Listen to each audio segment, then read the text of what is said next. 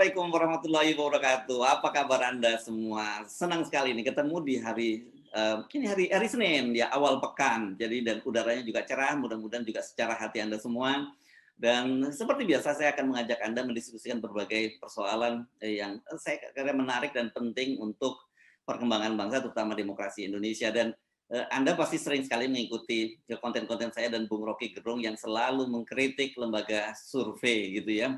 Karena menurut kami lembaga survei itu sekarang sudah bukan lagi sebagai lembaga untuk jajak pendapat untuk melihat bagaimana kecenderungan publik misalnya terhadap elektabilitas partai ataupun presiden, calon presiden gitu, tapi sudah jadi alat pemenangan. Tapi benar nggak sih apa yang kita omongin ini ya?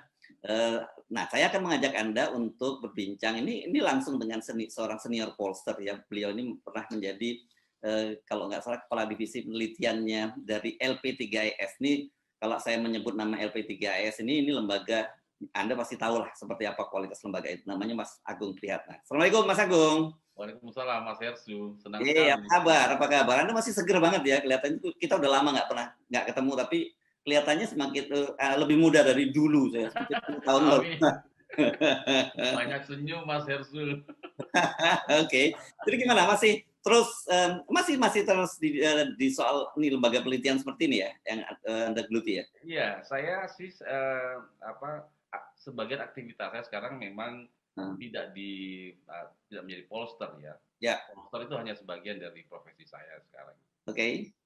Saya mulai mencoba bergantung pada berubah atau shifting pada profesi yang lain, Mas, gitu kan. Mhm, Karena mhm. kalau hanya menjadi pollster sekarang saya sebenarnya kehilangan kebanggaan menjadi Hmm. pollster gitu. Oh, kenapa? Kenapa? Iya, karena ya situasinya sekarang ini kelihatannya pollster atau lembaga-lembaga survei itu ada kesan ya Hmm. menjadi seperti hama demokrasi gitulah. Waduh, wah menarik ini istilah Anda, hama demokrasi. Itu Ya kayak buzzer dong. ini persepsi publik ya, Ya. setingkat di atas buzzer lah sekarang ini. Oh, setingkat di atas buzzer. Oke. Iya, iya. Bayarannya beda sama Itu buzzer kesan ya. ya, itu kesan ya. Ya. Itu sebenarnya sesuatu yang tidak kami bayangkan dulu waktu kami Hmm. di LP3S tahun 9. Ya saya mulai menjadi melakukan public opinion survey itu Hmm. tahun 96, Mas. Oke. Hmm. Ya, ya. Ya pada masa Orde Baru lah. Orde Baru ya. Orang belum begitu ngeh ya dengan lembaga-lembaga survei waktu itu Betul, ya. betul, betul. Jadi Hmm. bahkan pada waktu itu kalau kita melakukan survei itu seperti itu heroik sifatnya gitu kan, karena Hmm. kita kucing-kucingan dengan pemerintah pada waktu itu ya, Ya, ya. Hmm. karena ada larangan kita mengungkapkan public opinion pada waktu itu. Hmm. Hmm. Hmm. Jadi kalau Oke. kita melakukan survei itu Hmm. ya harus kucing-kucingan. Jadi Hmm. ada perjuangan menuju ke situ gitu kan. Iya, iya. Dan Anda mungkin waktu Orde Baru itu Anda posisinya sama dengan dokter gigi ya, gitu ya. Orang nggak berani buka mulut pada waktu itu ya. Iya, iya. Ya saya ingat betul itu waktu itu dengan teman-teman kalau kita melakukan survei, Mhm. itu kami harus ya tidak akan bisa meminta izin kepada pemerintah setempat gitu kan.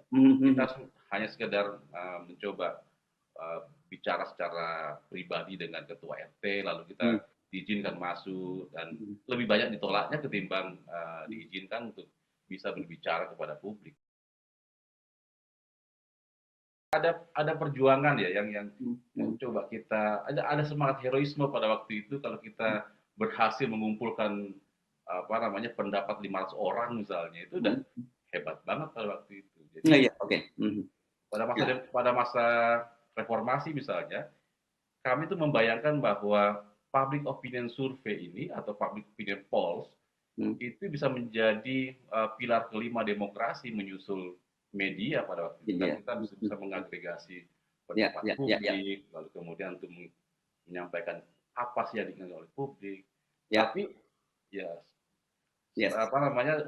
belakangan ini kan kemudian berubah yang tidak kami bayangkan dulu. Ya, ya sama dan saya kira media lebih duluan ya karena berubah semacam itu ya karena dikooptasi oleh kekuasaan dan dalam kasus ya, artinya gini kan sebenarnya tugas media itu adalah dalam negara demokrasi ya mengontrol pemerintahan gitu ya Ya, menjadi hamba betul. dari penguasa.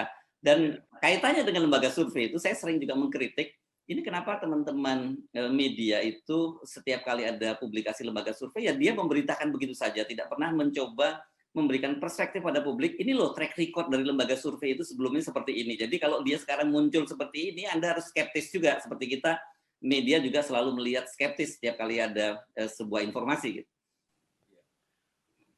Menurut saya begini juga, Mas. Jadi media mungkin juga tidak bisa menangkap konteks itu, maksud saya. Jadi karena sebagian besar lembaga survei juga hanya tertarik pada sesuatu yang sifatnya bombastis, gitu ya.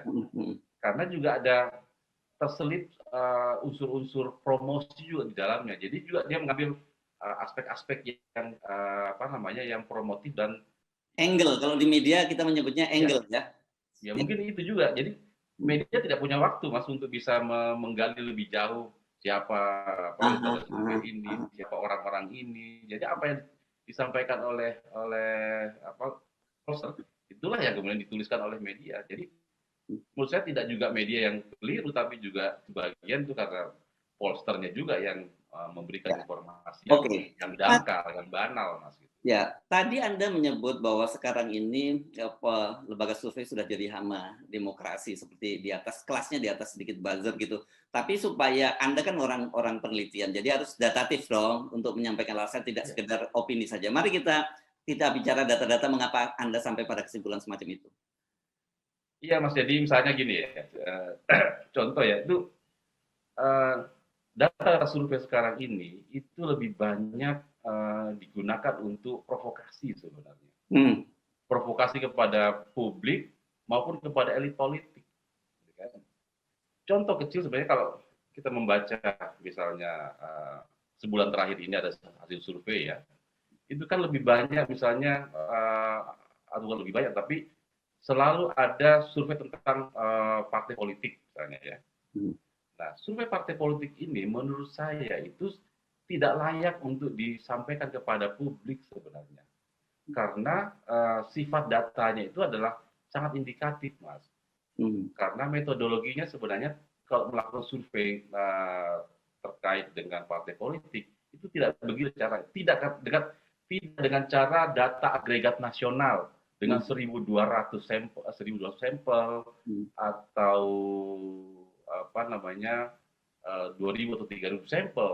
Karena pada kenyataannya pada saat pemilihan umum, publik atau pemilih itu datang ke TPS itu kan tidak memilih partai sebenarnya, tapi memilih orang. Dan 90% pemilih itu memilih orang ketimbang partai. Jadi kalau sekarang ini kemudian misalnya disampaikan misalnya hasil survei tentang partai politik, itu bias, Mas, sebenarnya. Tidak mengukur, itu tidak valid secara metodologis, itu nggak valid. Ya. Dulu beda ya. Dulu kalau dulu mungkin memang dalam sistem tertutup itu memilih partai. Ya. Kalau sekarang kan memilih orang, jadi nggak ada lagi nomor peci, nomor sepatu itu nggak ada lagi sekarang ya. Nggak ada lagi. Jadi kalau jadi pertanyaan soal part sekarang ini cocok untuk sistem yang umum pemilu proporsional tertutup. Kalau proporsional terbuka itu nggak cocok. Itu tidak valid mengukur. Sehingga kemudian hasil survei itu sifatnya indikatif aja. Ibarat orang kalau nimbang cincin emas, Mas, gitu ya.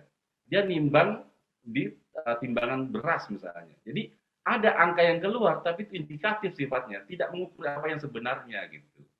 Nah, lalu kemudian survei-survei semacam ini itu diumumkan kepada publik dan ditafsir-tafsirkan secara mendalam. Dan itu kan menurut saya tidak pantas lah ya. Menurut saya tidak pantas lah sebuah data atau informasi yang diragukan validitasnya, lalu kemudian ditafsir-tafsirkan secara mendalam. Itu kan ya itu akan menimbulkan perdebatan yang luas. Lalu pada akhirnya ketika orang pada kesimpulan kayaknya nih kok hasilnya kok kayak begini ya, kok berbeda ya. Satu lembaga survei dengan lembaga survei yang lain kok berbeda. Yang ini dalam bulan yang sama misalnya, trennya kok yang partai yang ini tinggi di sini rendah dan seterusnya. Itu kan menimbulkan perdebatan, Mas. ujung-ujungnya itu kan pada akhirnya kan menimbulkan keraguan publik terhadap eksistensi lembaga survei, eksistensi pollster. Dan akhirnya kan orang bebas membuat tafsiran bahwa rupanya kemungkinannya hasil survei ini dijadikan sebagai alat untuk provokasi, alat untuk intimidasi dan seterusnya. Kan begitu kira-kira. Ya, ya. Oke, tapi bisa nggak Anda tunjukkan faktanya misalnya gitu, data itu ternyata kemudian yang indikatif itu faktanya meleset gitu dibandingkan dengan realitas, katakanlah survei sebelum pemilu dan kemudian dan hasilnya pemilu seperti apa gitu. Ada faktanya, Mbak, ada pasti. Ini kuat faktanya. Jadi di pemilu 2019 di bulan Maret ada 3 lembaga survei yang mengumumkan hasil surveinya, Mas. Saya sebutkanlah kalau nggak harus saya sebutkan ya, karena supaya lebih valid ya, Mas ya. Jadi Kompas, kemudian Litbang Kompas, kemudian Carta Politika, dan satu lagi namanya Vox Populi. Nah, dari hitungan-hitungan saya, hasil survei ketiga lembaga ini ketika dibandingkan dengan hasil resmi KPU, itu keliru, itu meleset, Mas. Nah, sebenarnya meleset kan biasa kan, ada disebut namanya margin error. Iya, margin of error. Jadi kalau kita hitung rata-rata ya, deviasi dari ketiga lembaga ini itu secara rata-rata terhadap partai politik, terutama yang memperoleh kursi di parlemen, itu 3,6 deviasinya. 3,6% ya. Plus minus. Itu di luar ambang batas margin of error ya sebenarnya. Tentu, karena lembaga survei yang ketiga lembaga survei itu mengklaim margin of error-nya hanya 2%. Ya kan? Kalau kemudian deviasinya 3,6% itu kan keliru. Dan memang ini pasti keliru karena data yang disampaikan itu berasal dari wawancara 1.200, 2.000 orang. Data agregat nasional, bukan data per dapil, gitu kan? Sehingga kemudian dengan metode seperti ini pasti meleset, Mas. Karena orang nggak memilih partai, orang memilih orang gitu. Orang memilih calon anggota legislatif. Jadi sementara sekarang ini nama caleg belum ditetapkan oleh KPU kan gitu ya? Pada saat itu sudah ditetapkan. Oh, yang itu yang dulu ya, itu sudah ditetapkan. Iya. Tetapi ini kan sebenarnya begini, Mas. Biasanya survei-survei seperti ini itu kan survei ikutan sebenarnya. Survei ikutan dari satu survei untuk kepentingan calon presiden. Gitu ya, Mas ya. Jadi misalnya nih, saya satu lembaga mendapatkan order dari salah satu calon presiden untuk melakukan survei. Dengan 2.000 sampel kan cukup ya, 3.000 sampel cukup. Lalu kemudian dia mengikutkan pertanyaan soal partai. Nah, kemudian hasil survei tentang calon presiden sudah diumumkan, lalu hasil survei tentang partai juga diumumkan. Seharusnya kan tidak. Ini jadi sebenarnya hasil survei partai itu hanya separuhnya itu hanya ikutan. Jadi istilah saya itu kayak iseng aja, Mas, gitu. Iseng aja, coba kita masukkan partai, kita lihat trennya seperti apa, gitu kan. Nah, dengan seperti itu kan kemudian data yang terkumpul itu kan tidak mencerminkan keadaan yang sebenarnya. Jadi survei semacam ini itu tidak layak untuk disampaikan kepada publik karena itu membingungkan, Mas. Toh terbukti bahwa itu meleset kan? Itu 3 lembaga yang sebulan sebelum pemilu ya, Mas ya. Oh, jadi yang cerita Anda yang sudah terjadi ini ya, artinya sudah terjadi. Meleset, padahal waktu itu nama caleg juga sudah ada gitu ya? Sudah ada, tapi karena sifat surveinya memang bukan untuk partai politik, untuk elektabilitas partai politik, hanya untuk sekedar melihat tren saja gitu kan, yang menurut kami itu sifatnya indikatif, tetapi kemudian diumumkan kepada publik. Nah, lalu kemudian hasilnya kan kelihatan bahwa pasti meleset. Gitu kan. Oke, ya. Nah, ini 1 bulan menjelang pemilihan, pemungutan suara ya, Mas, bukan 2 bulan atau 3 bulan, tapi sebulan menjelang pemungutan suara.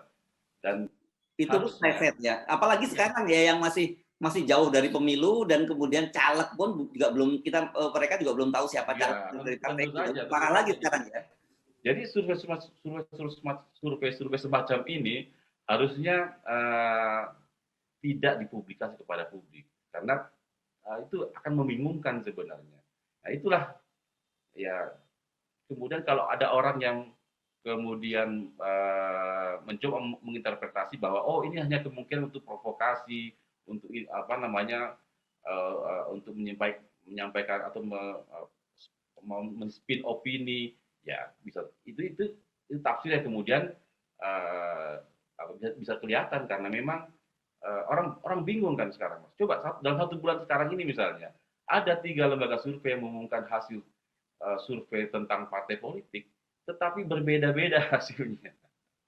Dan itu di satu sisi menimbulkan kebahagiaan buat partai yang lain, kesedihan buat partai yang lain melihat hasil.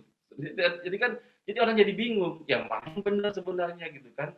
Nah, padahal lembaga-lembaga yang melakukan itu kan adalah lembaga yang kredibel, Mas, menurut saya. Oke. Lembaga yang baik menurut saya gitu kan. Cuma memang ya saya memang saya tidak tahu apakah motifnya memang sengaja untuk melakukan hal seperti itu atau memang ketidaktahuan, saya tidak tahu gitu ya. Seharusnya survei-survei semacam ini itu tidak dijadikan sebagai informasi yang disampaikan kepada publik. Oke, jadi tapi kan dua persoalan selalu yang kita tuntut sekarang ini, lembaga-lembaga survei itu harusnya kan mendeklar siapa yang membiayai survei itu, dan mereka selalu menyatakan itu bahwa itu dibiayai oleh mereka sendiri, dan padahal kita tahu dalam banyak kasus lembaga survei ini sebenarnya di-hire oleh katakanlah partai politik, bahkan juga oleh kandidat-kandidat gitu. Ya, sebagian besar lembaga survei survei yang diumumkan pada publik itu sebagian besar adalah survei yang dilakukan atas biaya pihak ketiga. Itu saya harus menyatakan itu, Mas, karena realitasnya seperti itu. Masyarakat memang tidak akan bisa pernah percaya bahwa itu ada dana-dana dari kantong sendiri. Itu mungkin ada, tapi 1-2 survei ya. Tapi umumnya itu memang memakai dana ketiga. Tetapi persoalannya sebenarnya bukan itu, Mas, persoalannya. Sekarang ini problemnya itu bukan pada siapa yang membiayai. Bagi lembaga-lembaga yang kredibel gitu ya, pembiayaan itu tidak akan bisa mengurangi objektivitas dalam pengumpulan datanya, ya kan? Nah, sekarang itu shifting pada apa yang kita harus perhatikan itu adalah bagaimana mereka menginterpretasi data. Itulah sebenarnya celah yang menunjukkan kemana mereka berpihak, kemana mereka mengarahkan opini, kan begitu kira-kira. Jadi kalau misalnya ada satu lembaga survei mengatakan saya dibiayai oleh si A misalnya, tetapi kalau saya sih, kalau dia melakukannya, saya meyakini bahwa itu dilakukan secara baik, secara benar, secara metodologis. Mungkin lembaga-lembaga tertentu, terutama yang sudah punya track record yang panjang ya, mereka tidak akan mau merusak citranya dengan hanya bayaran seperti itu. Tetapi lihat bagaimana mereka memperlakukan data itu, bagaimana mereka menginterpretasi data itu. Disitulah sebenarnya letak celah keberpihakan kan di situ. Gitu kan. Ya, padahal kan sebenarnya juga ada persoalan, misalnya kan kita tahu juga ada lembaga-lembaga yang mulai memang sudah menentukan karena dia dapat order, jadi dia sudah mau menentukan hasil survei nanti seperti ini. Jadi dimulai dari desain penelitiannya sendiri, samplingnya sendiri, penarikan samplingnya, dan sampai kesimpulan. Ada juga kan yang melakukan panel itu. Itu kalau lembaga-lembaga yang kecil-kecil ya, misalnya yang baru-baru mungkin bisa di-drive seperti itu oleh donaturnya, Mas. Tapi lembaga-lembaga yang besar tidak, menurut saya. Nah, ya tapi spin ya, kalau dalam kita di spin gitu, diputar, atau kalau di media ambil angle-nya lah, ambil sudut pandang. Ya. Mereka bermain pada angle pemberitaan atau angle penyampaian misalnya. Jadi ya contoh misalnya kalau sekarang ini dibuat misalnya survei tentang calon presiden, lalu dibuat pasangan-pasangan, gitu kan?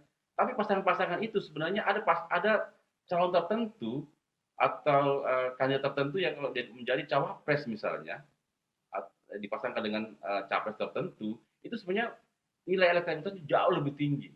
Tetapi sengaja tidak disampaikan, tidak dipasangkan itu, tetapi dipasangkan dengan seseorang, gitu kan? Yang kemudian bisa diklaim, oh ya kalau dengan berpasangan dengan orang ini itu tinggi sekali, gitu gitu kan, mengalahkan yang lain.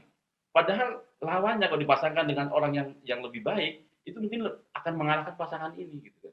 Jadi itu di situ kira-kira di situ Ya, juga ya. apa namanya cara memperlakukan apa namanya data survei itu diinterpretasikan sehingga Ya. kemudian Mereka tidak berbohong, tetapi mereka mengambil angle atau sudut pandang yang menguntungkan, ya, gitu ya. ya, Saya menguntungkan. meyakini bahwa teman-teman pollster terutama yang besar-besar itu tidak berbohong, tidak akan melakukan kebohongan misalnya merekayasa sampel lalu merekayasa data itu tidak mas gitu. Bukan di situ sebenarnya. Celahnya bukan di situ, tetapi bagaimana mereka mencoba mengutak-atik apa namanya angle tadi kalau istilah dalam media ya angle-nya supaya nanti kalau data ini angle-nya pasti begini kita sampaikan kepada publik mudah-mudahan publik Ya, ya. arah opininya kan begitu. Contohnya misalnya mungkin ini ya, Anda koreksi kalau saya salah nanti ya. Misalnya begini, kalau yang disebut top of mind itu misalnya orang disuruh nyebutin aja siapa calon presiden di kepalanya gitu dan itu bisa muncul 15 calon. Nanti ada satu orang yang sangat sangat tinggi sekali atau bahkan dengan 3 calon atau 4 calon dia lebih tinggi. Tapi ketika head to head bisa jadi yang sebenarnya paling tinggi itu kalah dengan yang di peringkat berikutnya kan gitu kan sebenarnya. Bisa terjadi mas, bisa terjadi karena apa namanya pemilih orang tersebut itu misalnya Nah, itu tersebar pada orang-orang yang lain, orang yang lain. Ya, tidak ya, ngumpul pada dirinya. Ketika ya, ya, kemudian ya. ada top of mind gitu kan, Hmm. jadi publik menyebutkan banyak nama gitu kan, Ah, tetapi kalau ah, buat head to head bisa ah. jadi kemudian ini menang, ini kalah gitu. Ya. Oke, Itu jadi bisa bagaimana terjadi. dong kita untuk supaya publik bisa memahami semacam ini gitu? Uh, awam kalau pemahaman awam menurut saya sulit mencari celahnya mas. Itu hanya bisa dibaca oleh kami para pollster sendiri gitu kan. Kami bisa tahu oh ini ini sebenarnya orang ini dibayar sama si A, ini dibayar sama si B. Kami tahu dengan model pertanyaan seperti ini itu arahnya oh kayaknya nih apa namanya uang ini berasal dari sini kan. Kami tahu meskipun tidak disampaikan kepada publik, kami tahu. Karena Ya, kami tahu bagaimana model pertanyaan, bagaimana pilihan-pilihan dan seterusnya. Itu intuisinya Polster tahu bahwa itu. Kalau masyarakat awam saya tidak bisa mengetahui mas. ya. Bahaya dong. Padahal kan seperti Anda tadi katakan bahwa berharap sebenarnya harusnya kayak Polster ini lembaga survei ini jadi pilar kelima demokrasi lah setelah pers gitu. Tapi kalau sekarang persnya juga kita nggak bisa terlalu berharap, kemudian lembaga survei juga nggak bisa berharap. Bagaimana ada masyarakat Ya. seperti itu? Motif bisnisnya terlalu kental mas Heru. Terlalu ke depan motif bisnis terlalu ke depan. Jadi menyimpan ketidakjujuran kebenaran sebagian disimpan gitu kan, kejujuran disimpan gitu kan. Harusnya kalau mau jujur betul-betul jujur ya lembaga survei betul-betul mencari A tokoh B kalau dipasangkan dengan ini paling bagus yang itu harusnya seperti itu ya. Ya, Tetapi ya, ya. karena kemudian ada agenda untuk mengarahkan opini misalnya, Nah, ya mereka membuat satu namanya pertanyaan atau interpretasi yang tidak menguntungkan orang yang membayar. ya, ya, ya. Oke, kan kita paham dalam marketing politik yang begini-begini disebut namanya bandwagon effect ya. Itu ada faktor ikutan gitu ya. Artinya orang cenderung memilih sesuatu yang paling banyak dipilih orang. Jadi diharapkan sebenarnya dengan publikasi bahwa elektabilitas capres A atau elektabilitas partai A itu paling tinggi dan diharapkan nanti orang juga akan ikut-ikutan memilih itu. Kira-kira begitu tujuannya ya. Tapi itu pemahaman yang keliru Mas Yarsu. Ada beberapa riset di UI misalnya di teman-teman komunikasi itu yang sekarang S3 ya, yang menyatakan sebenarnya hasil survei itu tidak mempengaruhi publik, Mas. Hasil survei tidak mempengaruhi publik. Tidak mempengaruhi. Nah, Tidak mempengaruhi opini publik. Dia oh iya. iya betul. Gini Mas, ini menarik. Ini teori dasarnya sebenarnya adalah bahwa motivasi orang untuk memilih itu tidak ditentukan dengan aspek-aspek komunikasi. Itu teori dasar, Mas. Jadi kalau ada orang yang mencoba untuk men-spin opini dengan cara menyampaikan hasil survei, berharap bandwagon effect itu tidak ada, Mas. Kecil, sangat kecil. Ini penelitian terbaru ini ya? Ya, Penelitian sudah lama atau terbaru? Nah, ini penelitian awalnya, Mas. Mas Yasir kan terpelajar di bidang komunikasi ya. Mungkin kenal namanya Paul Lazarsfeld, Mas. Paul Lazarsfeld yang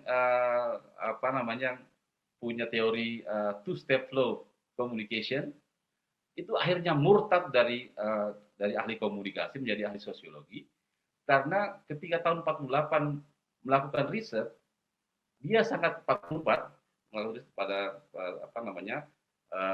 pemilihan presiden di Amerika, itu kecewa berat. Ternyata komunikasi massa itu tidak memiliki kaitan dengan preferensi orang untuk memilih.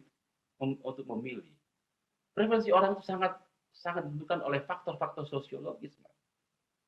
Jadi bukan faktor komunikasi.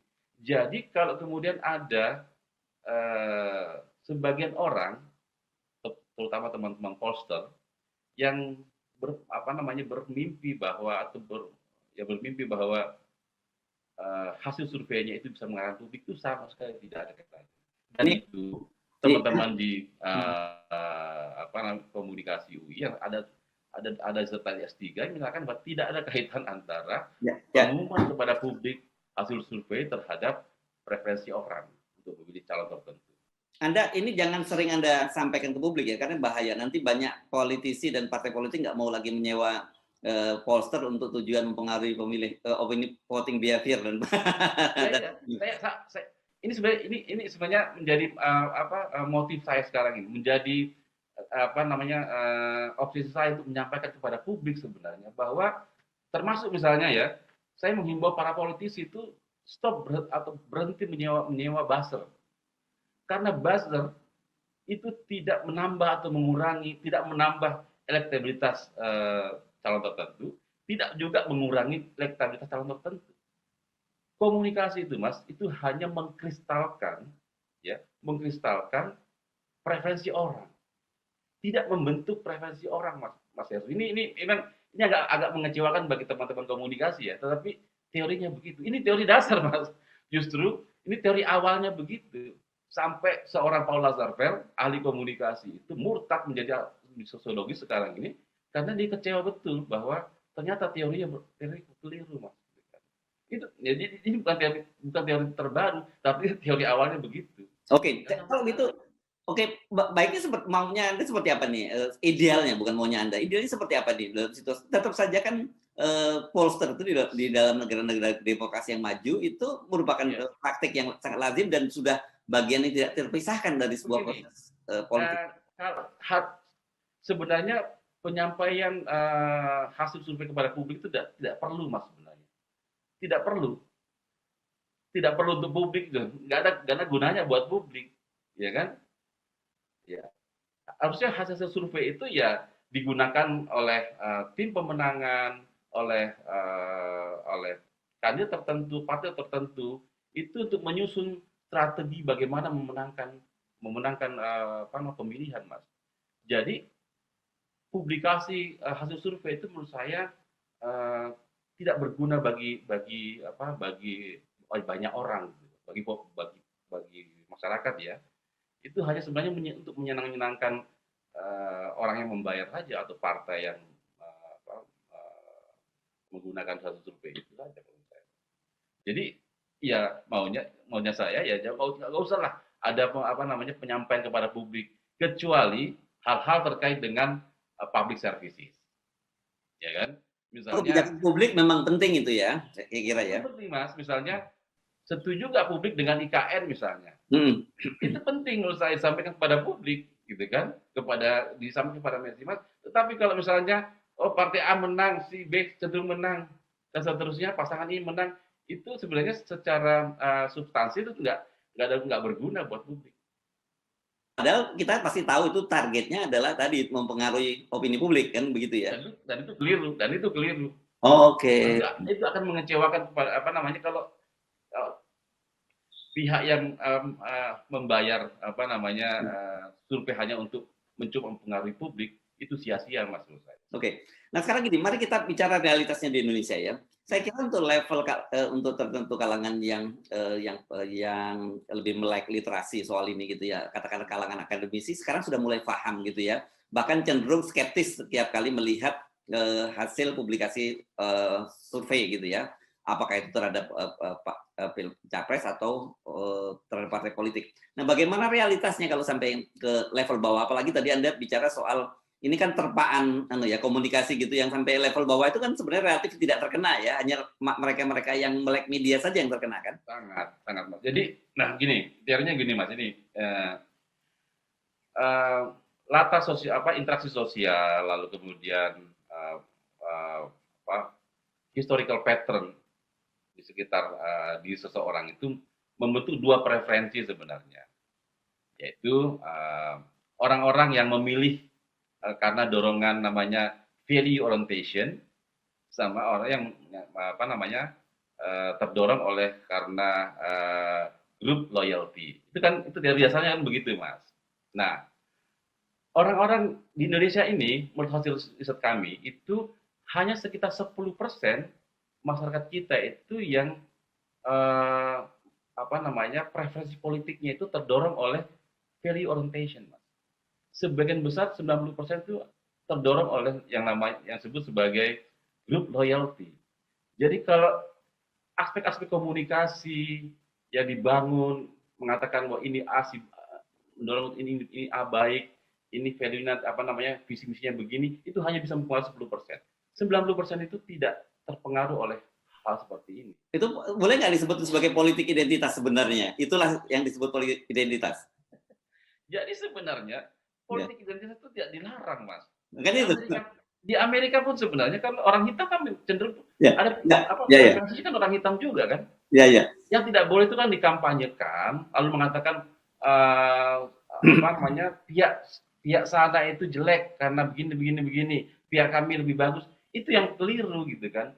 Karena dasar orang memilih itu kan sosiologis, Mas. Dasar orang memilih itu sosiologis, bukan karena value-nya orang, bukan karena itu, bukan sama sekali. Dan datanya memang menunjukkan bahwa itu faktor terpenting ya, orang itu menentukan pilihan. Jadi kalau orang kita mengolah data nih ya, kalau kita membuat survei yang benar ya Mas ya itu kelihatan orang-orang yang value orientation minded itu hanya 10%. 90% itu tergantung grup loyalty. Itu teorinya begitu Mas. Jadi kalau ada orang mengatakan bahwa politik identitas tidak boleh, bukan juga.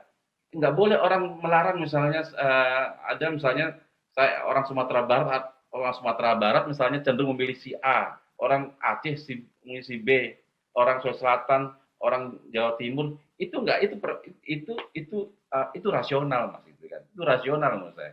Itu yang rasional ya. dasar orang memilih itu sebenarnya. Iya. Kemudian menjelek-jelekkan orang kalau kemudian preferensinya turun. Jadi orang kan persepsinya begini Mas, ini publik ini seperti ayam gitu kan. Itu ada terpaan informasi tertentu, misalnya dijelek-jelekkan si A, lalu kemudian pindah semua ke B dan sebaliknya. Enggak seperti itu. Iya. Publik itu adalah manusia yang punya interaksi sosial di lingkungan sekitarnya. Oke. Oke. Ya, mari balikin lagi kita ke lembaga survei ini tadi. Nanti terlalu banyak cerita, agak orang makin lama-lama lembaga survei mulai wah berat ini kalau ditelanjangin semacam ini. Mari kita bicara soal lembaga survei itu. Idealnya seperti apa harusnya yang Anda inginkan, dan bagaimana sebenarnya praktek di negara-negara demokrasi yang lebih maju dengan lembaga survei ini? Kalau saya idealnya Mas ya, kalau untuk soal preferensi politik gitu kan, itu sebaiknya itu menjadi bahan buat peta jalan buat kandidat atau partai politik, dan tidak usah diumumkan kepada publik lah, kira-kira gitu kan. Biayanya lebih murah dong nanti, jadi komponen biaya publikasi nggak ada di situ. Kan sebagian sebenarnya itu publikasi di lembaga survei itu kan sebenarnya juga sifatnya promosi juga Mas, gitu kan. Itu. Iya. Jadi saya yang tidak pernah publikasi misalnya, tapi jarang publikasi, itu kan aspek pemasaran keahlian saya itu kan rendah juga gitu kan. Iya. Saya nggak dikenal sama orang gitu kan. Tapi orang-orang yang teman-teman pollster yang lebih banyak tampil di media gitu ya, itu kan kemudian lebih laris dan ya seperti juga bisnis lainnya, ada yang jadi konglomerat, ada yang sifat bisnisnya UMKM. Ya, kalau saya ini kan skala bisnisnya UMKM. Ya, tetapi kan yang menjadi, menurut Anda tadi Anda besar, tapi Anda kemudian menjadi hama. Dan kalau Anda besar berarti Anda hama yang besar. Itu kan membahayakan buat demokrasi kita kan? Iya. Ya, hal yang kedua menurut saya memang teman-teman pollster itu sebaiknya otokritik ya Mas ya. Jadi apa namanya harus tetap berjalan pada jalur metodologi yang benar lah gitu.